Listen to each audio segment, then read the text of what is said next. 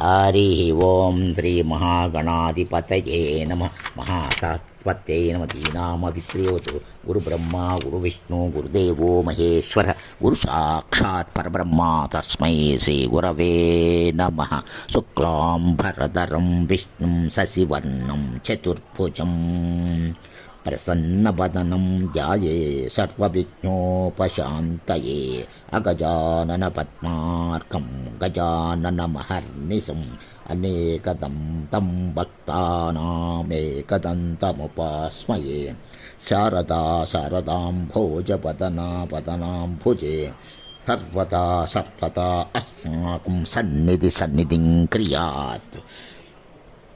కూజంతం రామ రామేతి మధురం మధురాక్షరం ఆహ్య కవితాశాఖం వందే వాల్మీకి కోకిలం. మనోజవం మారుతతుల్యవేగం జితేంద్రియం బుద్ధిమతాం వరిష్టం వాతాత్మజం వానరయూధముఖ్యం శ్రీరామదూతం శిరసా నమామి. శ్రీరామదూతం శిరసా నమామి. మాతా రామో మత్సితా రామభద్రో భ్రాతా రామో మత్సకా రాఘవేశ సర్వస్వం మే రామచంద్రో దయాళు ధ్యానం దైవం నైవ జానే న జానే. నమోస్తు రామాయ సలక్షణాయ దేవ్యై చ తస్యై జనకాత్మజాయై నమో అస్తు రుద్ర యమానిలేభ్యో నమో అస్తు చంద్రార్కమరుద్గణేభ్య. ప్రియ భగవద్బంధువులారా, ఇంతవరకు మనం సుందరకాండ నందు మొదటి సర్గ 201 శ్లోకం వరకు తెలియజేసినాము. మరల 202 నుండి ప్రారంభించుచున్నాము, గమనించగలరు. సాగరం సాగరానూపం సాగరానూపచాంద్రుమాన్ సాగరస్య చ పత్నీనాం ముఖాన్యపి విలోకయన్. సాగరం సాగరునూపం సాగరానూపచాంద్రుమాన్ సాగరస్య చ పత్నీనాం ముఖాన్యపి విలోకయన్.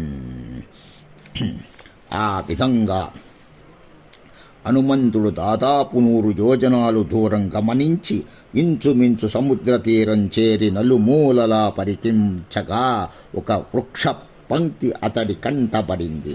హనుమంతుడు క్రిందకి దిగుతూనే నానావిధ వృక్షాలచే తీర్చిదిద్దబడిన ద్వీపాన్ని, మలయ పర్వత ప్రాంతంలోని వనాలను చూశాడు.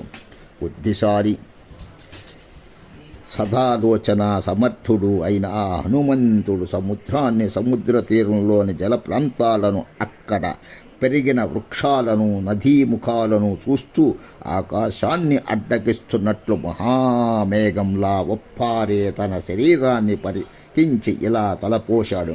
నా ఈ పెద్ద శరీరాన్ని, వేగాన్ని చూడగానే రాక్షసులకు నా పట్ల కుతూహలం తప్పక కలుగుతుంది అని హనుమంతుడు తలచాడు.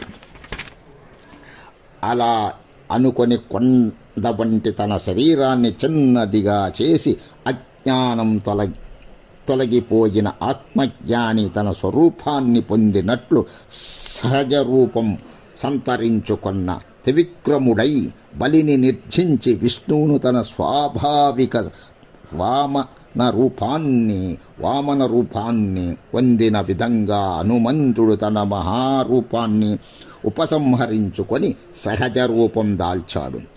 సుందరమైన నానావిధ రూపాలు దాల్చ సమర్థుడు, శత్రువులకు జయింప అలవికాని వాడు అయిన హనుమంతుడు ఆవలి తీరం చేరుకొని తన పెను శరీరాన్ని చూసుకొని తను చేయవలసిన పనిని నిర్ణయించుకొని ఇతరులకు అసాధ్యమైన సూక్ష్మరూపం దాల్చాడు.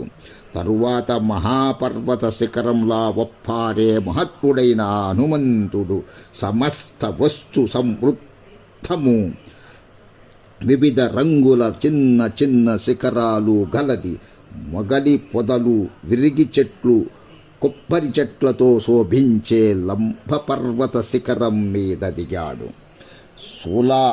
అలా హనుమంతుడు సముద్ర తీరం చేరి లంబ పర్వత శిఖరం మీద నెలకొని ఉన్న లంకా నగరాన్ని చూసి అక్కడ మృగాలకు పక్షులకు భీతి గొల్పే రీతిలో ఆ కొండ మీద దిగాడు. పెద్ద పెద్ద అలలతో కూడిన దానవులకు పన్నగులకు ఆవాస స్థానమైన సముద్రాన్ని తన శక్తి సామర్థ్యాలతో లంఘించి తీరం చేరి అక్కడ అమరావతిలా వెలసిన లంకానగరాన్ని హనుమంతుడు చూశాడు.